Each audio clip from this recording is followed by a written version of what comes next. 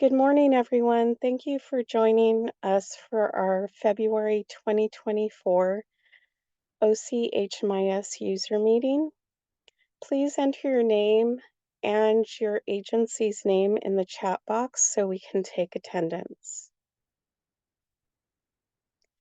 On the agenda today, we have the Q4 Data Quality Report Card, the COC Dashboard, HMIS Agency Fee, the HIC and PIT Reminder, the History tab, duplicate enrollments, relationship to head of household error, duplicate client records, project performance report, and we have a holiday this month for President's Day.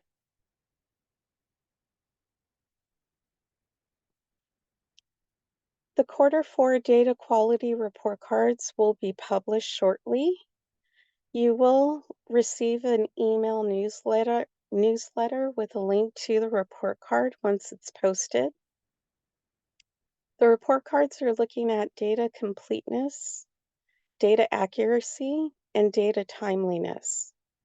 The report card has slicers that will allow you to see your agency's data as a whole. There's also a project level slicer that is still available so you can drill down by project. The Universal Data Element Data Completeness Dashboard and Details, as well as the Timeliness Dashboard and Details reports, will also include the agency and project name filters.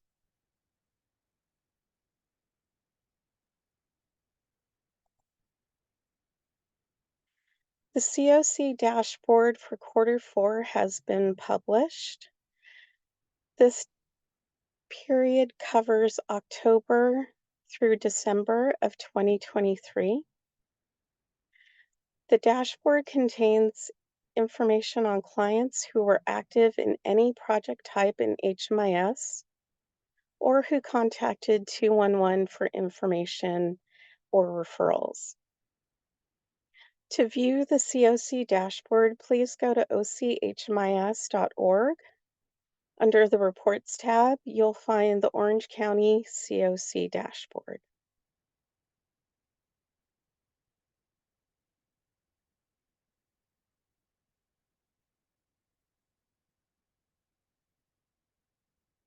The 2024 HMIS user fees we will start sending out notices by the end of the week for the user fees. So keep an eye out for those emails. Once you do receive the email, the payment is due 60 days from the date of an invoice.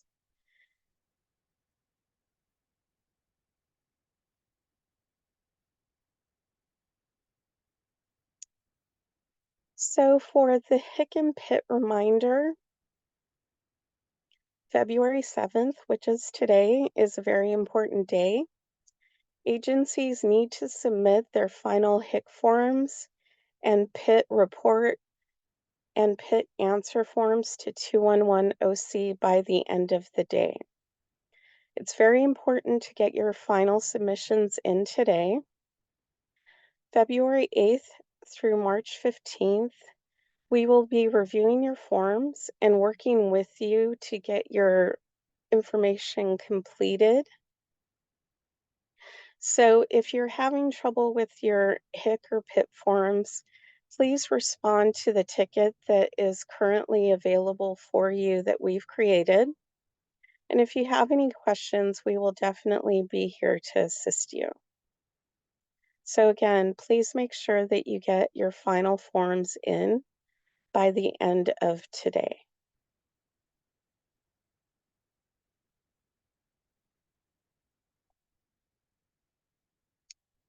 For any questions that you might have about the HIC form, or PIT form, we do have knowledge base article referencing that. We also have a number of links that will help you regarding running any reports or accessing your agency's Dropbox to review your Hick and Pit answer forms.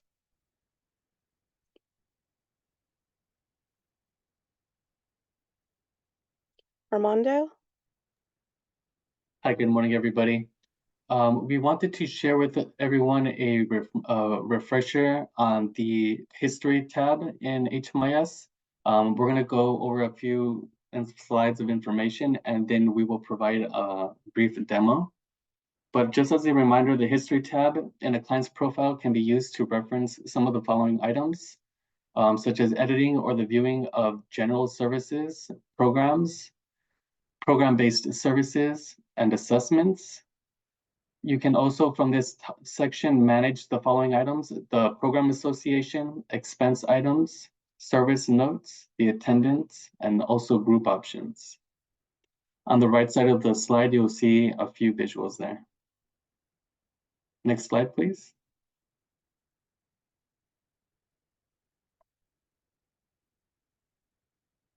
The history tab can also be referenced to verify if a client that you are working with is on the community queue. To verify that a client is on the community queue, you can navigate to the history tab and filter for coordinated entry, as we'll demonstrate in the demo in just a few moments. This will filter the history page to show only events that are related or relevant to coordinated entry system. If a client has been successfully referred to the community queue, the history tab should show the following historical items. It'll contain a completed CES assessment, an active coordinated entry enrollment, an active referral to the community queue as well. And now let me just prepare my screen and then I will share a demonstration.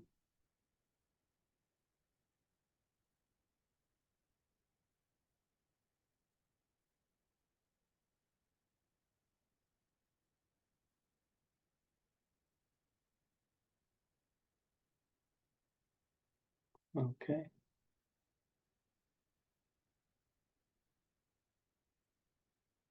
So what we are viewing now is the training clarity site. So none of the information here is any real client's information. From the search screen, you'll be able to navigate to the client that you are looking to view. So on the screen, we have a client as an example, and then the history tab can be located in the top left-hand corner of the screen.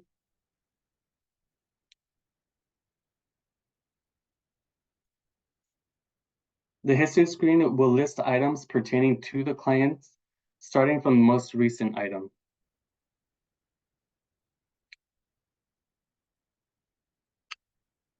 You'll be able to find here on the screen that there's a filter to specify the search that you are looking for specifically, including an agency-specific filter, and then also as well as a toggle that can specify coordinated entry specific items. As mentioned during the presentation, a client that has successfully been referred to the community queue should have the completed community or coordinated entry assessment, the coordinated entry enrollment, and then the active referral to the community queue. Please note that you will need to be logged under the appropriate agency for the item that you want to edit. Agency administrators can also delete historical items by hovering over the row and then clicking on the trash icon as you can see on the screen here. And then just as another reminder, any program enrollments that are containing linked services cannot be deleted. So those would have to be removed before that program enrollment would be able to be deleted.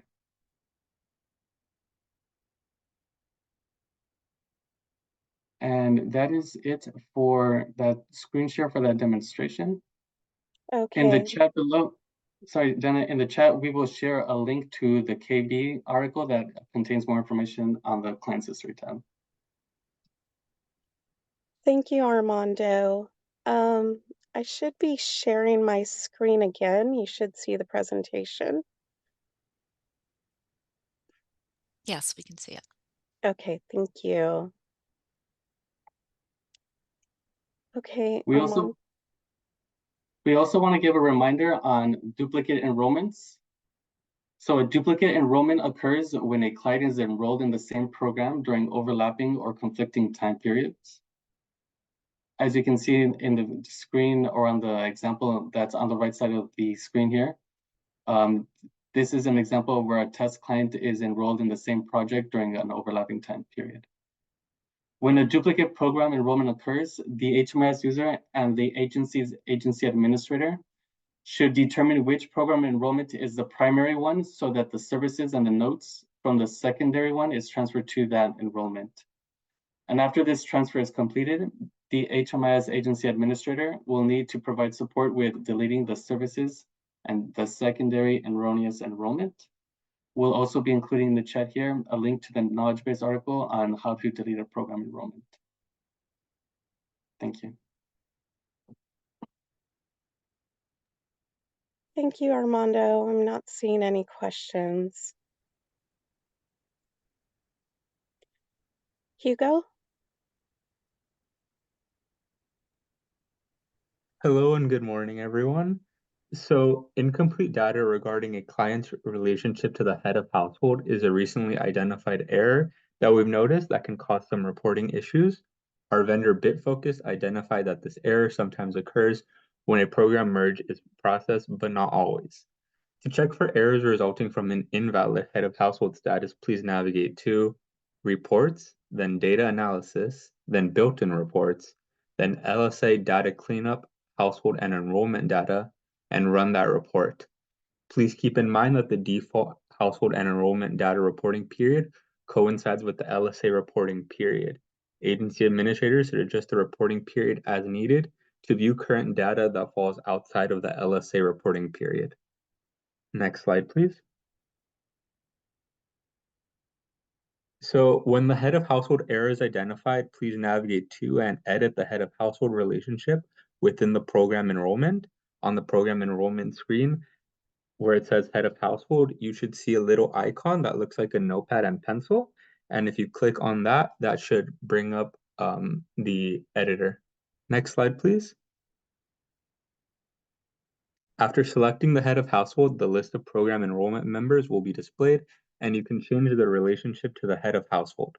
Our knowledge base article, Editing a Client's Relation Status, explores this topic in further detail. Thank you.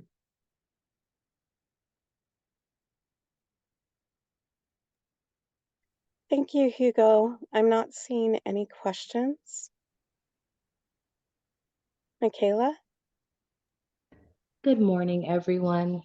Recently, we have been getting an influx of duplicate clients in HMIS. So to avoid this, we suggest searching for the client inside of HMIS. Over to the right, we have the search tab, which is the central hub and home of the central system. So we act in the search bar over to the right to enter the partial first and last names of the client that you're searching for with the first two letters of the first and last name. You can also search by the complete or partial social security number, date of birth, and aliases. It is important to be thorough when searching for clients in HMIS so that the duplicate records of the same client are not created in the system. If needing any additional assistance, please reference our KB article for duplicate client records. Next slide, Diana. Here we have our project and performance reports. The PPRs for Street Outreach PPR will be published on the OCHMIS website in the upcoming weeks. Current and past PPRs can be found on the Orange County HMIS website. You will reference the website, go down to the reports tab and project and performance reports. Homelessness prevention PPR draft will be uploaded within this week. The project performance overview is a helpful document which provides important information regarding the PPRs, including the thresholds of each goal and our publishing schedule. The quarterly data and performance management meeting is scheduled to resume Wednesday, February 14th at 10 a.m.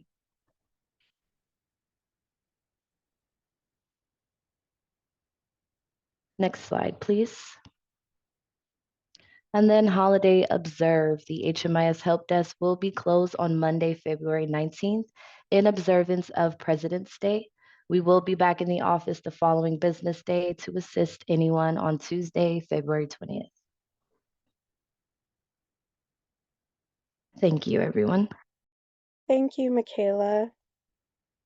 We're going to open up things now. If anyone has any questions regarding the slides that we've gone over today or any topics that we've discussed, please enter them into the chat or unmute yourself. As a gentle reminder, again, I wanted to remind everyone that the HIC and PIT forms final submissions are due today by the end of the day. If you're having any issues regarding the HIC and PIT, please contact us via the ticket that was created for the HIC forms and PIT forms so that we can assist you. And if you haven't entered your agency name in the chat box, please do so we can take attendance.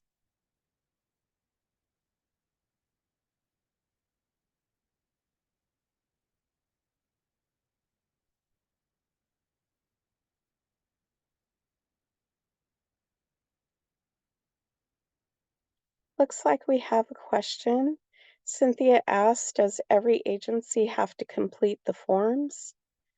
No. The HIC and PIT is specific to only project types. If your agency does not have any HIC forms and PIT forms, you would have been contacted already. And so if you haven't received those, then you are not part of the HIC and PIT process. And Christine, I see that you raised your hand. Go ahead and unmute yourself. Thank you. This is Christine DeLeon, Orange County Housing Authority.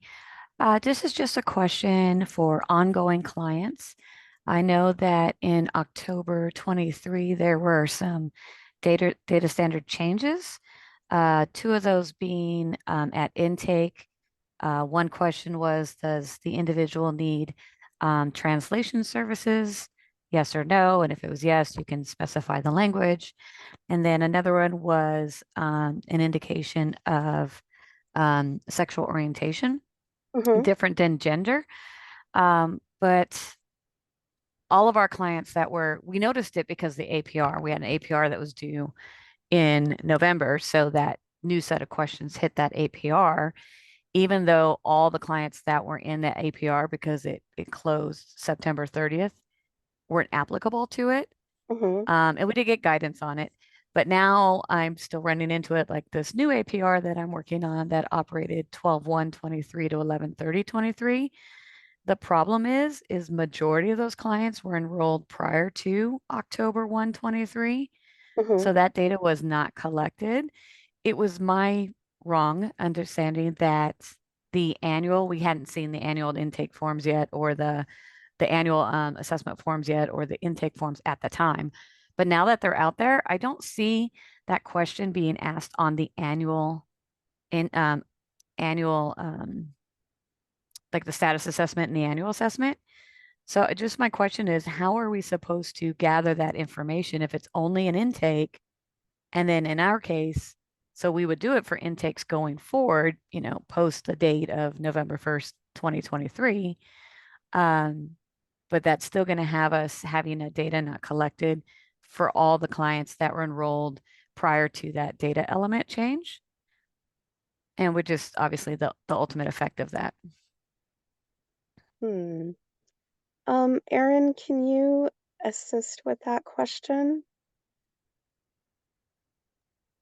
Yeah, so we can double check. It might have been an oversight on the form, the annual assessment and status update forms. We can double check the HUD data dictionary and see if those fields should be collected there as well.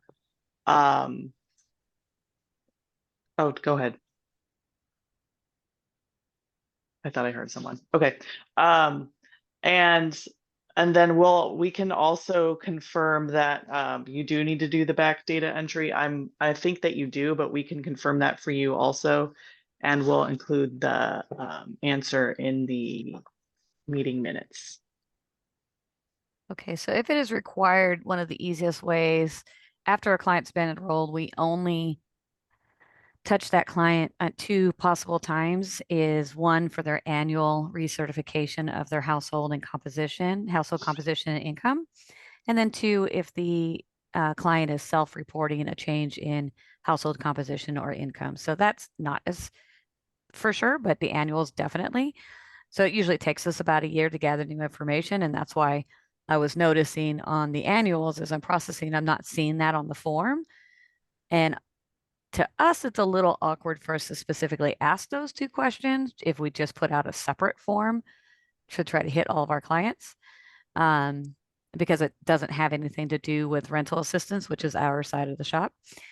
So we're just, always concerned about gathering information that is not programmatically relevant to our side of the shop because, we don't want to impress upon, diving into people's personal lives that, it's not our business. Yeah. We can definitely check on it. And unfortunately, we don't have any control over the HUD regulations. So whatever For sure. the data dictionary says, it says, but we can double check for you. Right. And it's just to help us out if it's true that it has to be collected of all clients, regardless of the entry role, like meaning we have to go to clients we've already done. It would seem odd for them to do a full intake form because, they're like, we already did all this stuff. But if they're on the annual, if new stuff comes in, it comes in on the annual, then that's great because then we can easily see 1 year over the next that, okay, HUD has changed its data standards and these are now incorporated in. So we have the history of that. So it's really helpful if it gets captured on the annual. Okay. We'll keep that in mind. Great. Thank you so much. That's my only question. It looks like we had a few other questions, so let me go ahead and sort of roll back and go through those. Regarding the agency fees, so those will be emailed out to you. They will not be added to the Dropbox, so you will be receiving those invoices emailed to you directly. There really is no link regarding the agency fees. So once you receive those invoices, that'll give you a specific set of numbers to your agency. Oops. I believe there was one more question. I think, Carmen, you had your hand raised. Go ahead and unmute yourself and ask your question. Hi, thank you. So, and I'm sorry if this question has already been answered in the training for HIC and PIT. So, I think last year when I did the HIC and PIT, that I received spreadsheets in a Dropbox to a list of clients showing which clients were counted in that PIT. And I'm just running program rosters this year, right? But did something change, or is there a special PIT report that I can run to see who's picked up in my PIT form, or should I just run a program roster? So Carmen, on our 2024 HIC and PIT knowledge base article, we have all the information there regarding how to run your PIT numbers. Okay. And if you have any questions regarding your numbers, I believe you already should have tickets that were created regarding the HIC and PIT. And if you have a question, you can go ahead and drop your question in that ticket, and one of our staff will get back to you. Okay. And go ahead, Ian. Carmen, I think you were sent PIT data. Heather, can you confirm? Yes, it's sitting in your Dropbox under the 2024 HIC PIT folder. Okay, so the reason I'm confused because I looked at the email that you sent me in the ticket and I didn't see a link to my Dropbox. That's why I'm confused. Okay, okay. You know what? I can respond in the ticket, and I'll make sure you have you know how to connect to your Dropbox. Okay, that was the reason I'm confused because I thought last year it was in the Dropbox, right? And I didn't see it this year. And I looked at my email to see if there was a link to my Dropbox and I didn't see it. So I thought, okay, what's changed? So that's why I'm asking the question. Okay, yeah, I'll follow up with you. Okay, cool, thanks. And are we gonna have what's that called? Office hours? Because I have a question about CES process, but I'll wait until we get through this part if we're gonna still have office hours. Actually, Carmen, we're not going to have office hours today because I wanted to give everyone the opportunity to work on their hick and pit forms because Mhm. they are due by the end of the day. So I wanted to give, the community an opportunity to work on those. Um, if you want to go ahead and ask your question, please do, and we'll go ahead and answer if we can. Okay, thank you. I think you can answer. It's a fairly easy one. So for us agency admins, and maybe I missed this too, I guess now in order for navigators or case managers, whoever attends those match meetings to be able to get on the email distribution list, the agency admins have to do an extra step. And I'm wondering if you guys know the rationale behind that, and maybe should the form be revised to have a button that says needs CES match meeting approval or something like that, because it's not there right now. So it's two-part question. One is about the rationale. I don't know if this may be to provide more, what do you call, to have more control over who, who's in those meetings. But I'm sure somehow that Rebecca must have discussed this with you guys since you're the ones that passed that information on to her. And then about the form being revised. The update form. Yeah. Erin, do you have any information on how that list is generated? I was actually looking at our list. Rebecca is on. I don't know if you want to weigh in, Rebecca, or if you just wanted us to. Sure, I can try, or we could tag team. I'm not aware of any changes in the process. It is the agency administrators should continue to use the HMIS account update and testing form.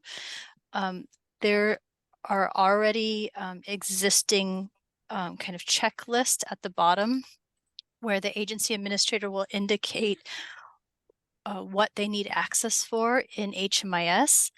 And one of those is that they are a user that needs access to either the individual or family coordinated entry system. But that hasn't recently changed. That's the same process. Over the last year, what we have done is streamline the process on our coordination with the HMIS team. So now when that form is completed, the HMIS team automatically notifies the coordinated entry administrative team. And based on that request, we approve or deny the request, and any approvals are automatically added to our coordinated entry distribution list, and we'll then begin receiving our coordinated entry match meeting information and lists and all that information. So hopefully it's not creating a more complex problem. The intent was to actually remove steps so that you're not needing to update both the coordinated entry administrative team and the HMIS team. It's all one step through that HMIS form. And I'll put a link in the chat for the form in case anybody's not familiar with the form. Are you talking about the form, the update form? Or is it a separate form? I guess the reason why, for me recently, there's a change in terms of the streamlining process. So the reason I'm asking because a lot of people are coming back to me saying people being, people who need to be in the match meetings that how they get added to the distribution list. So that was something I'm like, well, I don't know. I mean, it used to just happen. So I guess there's an extra step in that now. The HMIS team 211 sends that information to you, Rebecca. Is that correct? Right. I receive it, and then Family Solutions Collaborative receives it for the family coordinated entry system, but it's all one email. We receive it together collectively and approve it collectively. Oh, in the form. So you get the form too. We receive it from the HMIS team, but we don't Are receive the you- form itself. You're submitting it to the HMIS team. So Carmen, are you asking how does your team get on the email for the match meeting? That is my question. Yes.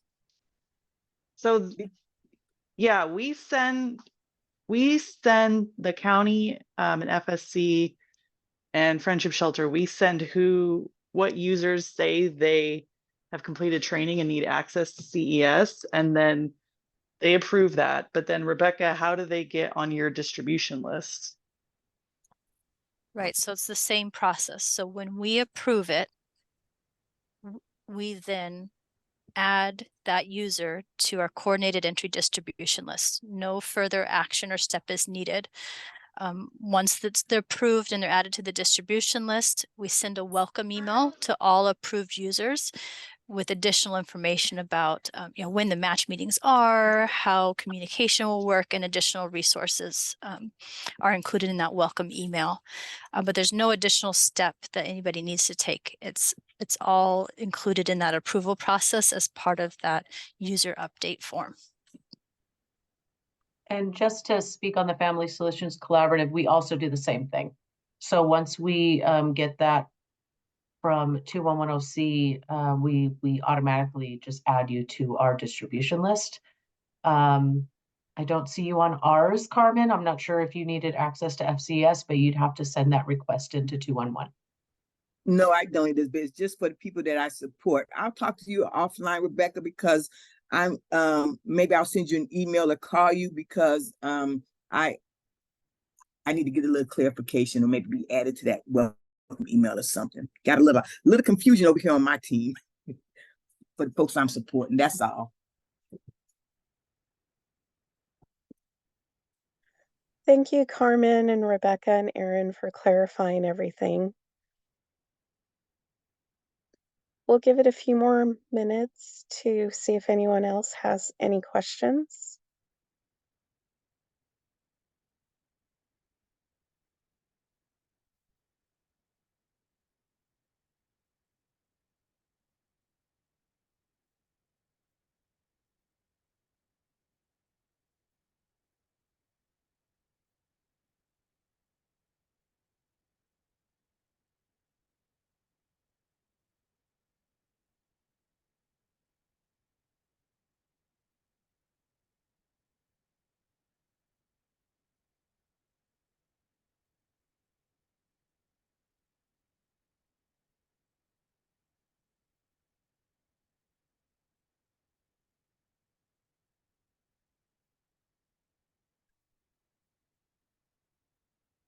Okay, it looks like we don't have any other questions. Thank you everyone for joining us for the OCHMIS user meeting. Our next user meeting is on March 6th, and we hope to see you there.